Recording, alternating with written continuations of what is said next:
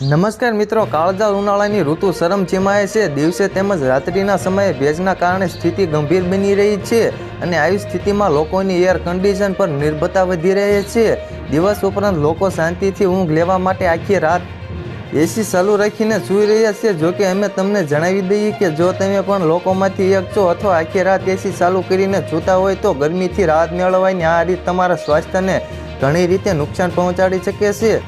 Health એક્સપર્ટ્સનું કહેવું છે કે એસીમાં સૂવાથી ગરમી અને ભેજવાળી રાતોમાંથી રાહત મળી શકે છે, પરંતુ જો તેનો યોગ્ય રીતે ઉપયોગ કરવામાં ન આવે તો તેનાથી સ્વાસ્થ્ય માટે કેટલાક જોખમો પણ પેદા થઈ શકે છે. અહીં અમે તમને આવી કેટલીક સમસ્યાઓ વિશે જણાવી રહ્યા છીએ.